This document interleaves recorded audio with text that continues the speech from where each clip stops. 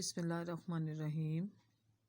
السلام علیکم اسٹوڈینٹس، آج آپ نے غزوہ تبوک کے لانگ کویسچن 3 اور 4 کی ریویژن کرنی ہے، اور اگر آپ کے پچھلے نوٹس میں سے یہ کویسچنز مسنگ ہے تو پلیز آپ لوگ اپنی نوٹ بک پہ بھی نوٹ کر لینا ہے، اور اس کے علاوہ ان کو لرن بھی کرنا ہے آپ نے، اور لکھ کے رکھ نوٹ بک پہ دیکھنا ہے زبانی، اور مسٹیکس کو 5 ٹائمز آپ نے لکھنا ہے۔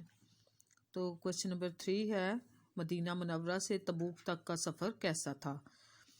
جواب ہے اس کا سن، یہ سین نہیں ہے، اس میں نون کا ڈاٹ بھی ہے۔ سن 9 ہجری میں نبی اکرم صلی اللہ علیہ وآلہ وسلم کی قیادت میں رہنمائی میں 30,000 صحابہ کرام رضی اللہ تعالیٰ عنہم شام کی طرف روانہ ہوئے۔ آپ صلی اللہ علیہ وآلہ وسلم کی حیات مبارکہ میں مسلمان مجاہدین کی یہ سب سے بڑی تعداد تھی۔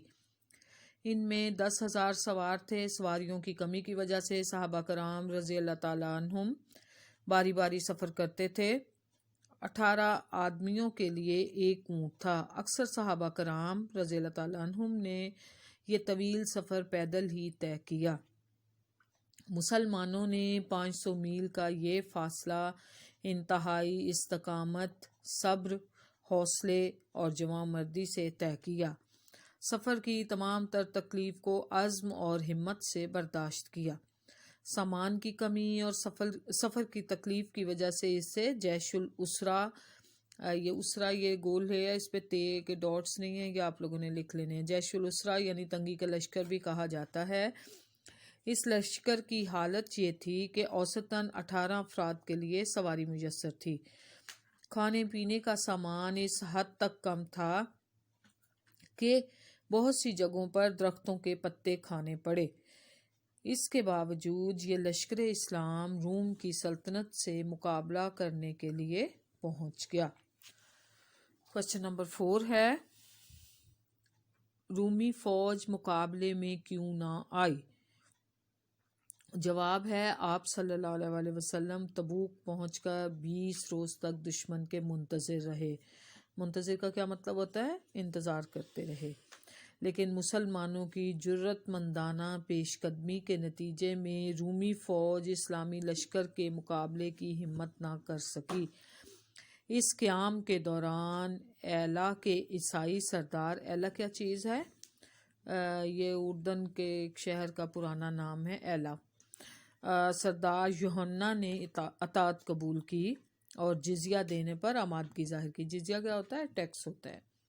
بعض اور عیسائی سردار بھی حاضر خدمت ہوئے اور جزیہ دینے کے وعدے پر انہیں امان دی گئی۔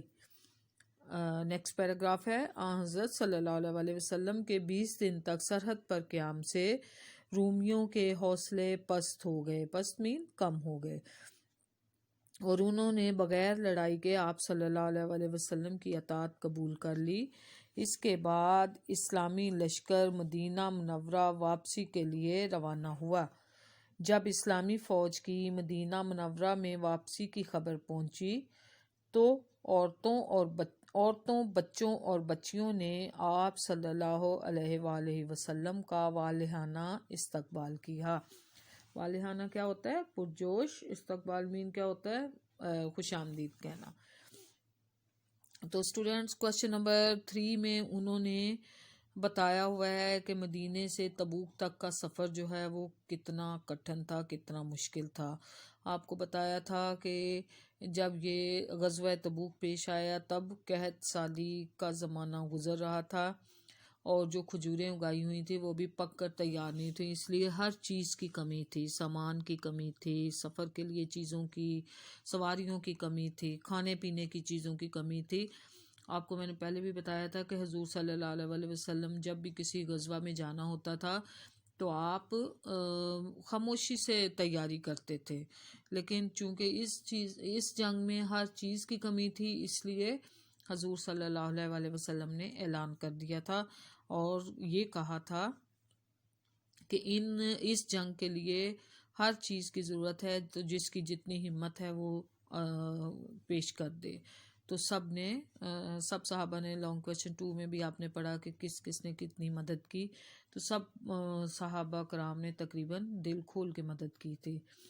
اور جب 9 ہجری میں حضور صلی اللہ علیہ وآلہ وسلم کی قیادت میں 30,000 یعنی 30,000 کا لشکر تھا، وہ روانہ ہوا تھا شام کی طرف مقابلہ کرنے کے لیے، تو حضور صلی اللہ علیہ وآلہ وسلم نے ان کی قیادت کی، یعنی آپ ان کے رہنما تھے، اور ان میں 10,000 سوار تھے، اور جو سوار جو تھے، اور ایک جو اونٹ تھا وہ 18 افراد کے لیے مختص تھا، یعنی وہ تھوڑی دیر کے لیے ایک صحابی سپوز سوار ہو گیا یا 2 سوار ہو گئے تو تھوڑی دور جا کے وہ اتر جاتے تھے تو اگلے 2 سوار ہو جاتے تھے، اس طرح جو ہے یعنی 18 لوگ جو ہیں باری باری ایک اونٹ پہ سوار ہوتے تھے۔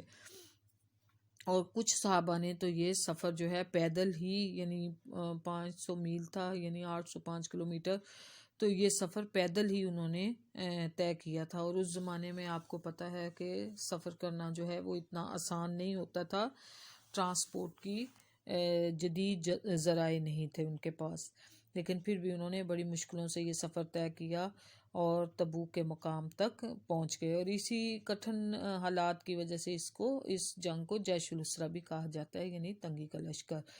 اور کھانے پینے کی چیزوں کی بھی کمی تھی، اور جہاں راستے میں اگر کہیں بھوک لگتی تھی اور کسی چیز کھانے کو کچھ نہیں تھا ملتا تو درختوں کے پتے کھا کے ہی صحابہ کرام جو ہے وہ گزارا کرتے تھے۔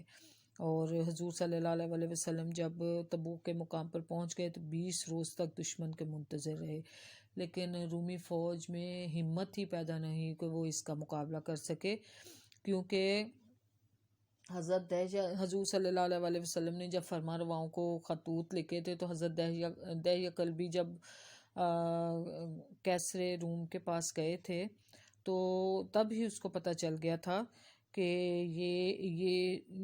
یہ ہستی وہی ہیں جن کا ذکر تورات میں بھی ہے اور انجیل میں بھی ہے، تو اس لیے اس کو سمجھ آ گئی تھی، تو اس نے مقابلے کی ہمت ہی نہیں تھی کی۔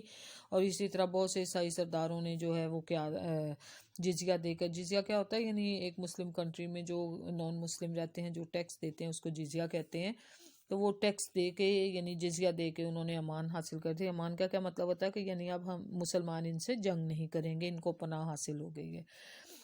تو حضور صلی اللہ علیہ وآلہ وسلم جو ہے 20 دن تک دشمن کے منتظر رہے، لیکن انہوں نے لڑائی کی ہمت نہ کی اور جزیہ دے کے انہوں نے اطاعت قبول کر لی، اس طرح جو ہے مسلمانوں کو فتح حاصل ہو گئی۔ تو حضور صلی اللہ علیہ وسلم نے پھر اسلامی لشکر کو حکم دیا کہ آپ مدینہ کی طرف روانہ ہو جائیں۔ تو مدینہ جب آپ پہنچے تھے تو عورتوں بچوں بچیوں نے بالکل ویسا ہی استقبال کیا تھا جیسا کہ جب آپ ہجرت کر کے مدینہ گئے تھے تو انہوں نے استقبال کیا تھا۔ تو اس طرح تمام مسلمانوں نے بہت زیادہ خوشی منائی، کیونکہ مسلمانوں کا رعب و دبدبہ جو ہے تمام جو مذاہب تھے ان پر قائم ہو گیا تھا۔ تو اسٹوڈینٹس یہی لانگ کویسچن 3 اور 4 یہ ان کی ریویژن آپ نے کرنی ہے۔ اگر نوٹس میں انکمپلیٹ کوئی ہے کویسچن تو وہ آپ لوگ پلیز نوٹ کر لیں، اور دوسرا یہ کہ یہی انہی کو آپ نے ریویژن کر کے یاد کر کے لکھنا بھی ہے رف نوٹ بک پہ، اور اس کی غلطیاں بھی آپ نے 5 ٹائمز لکھنی ہے، اور اگر کاپی پہ نیٹ نوٹ بک پہ آپ کے مسنگ ہے تو تب بھی آپ لوگ نوٹ کر لیں اس کو۔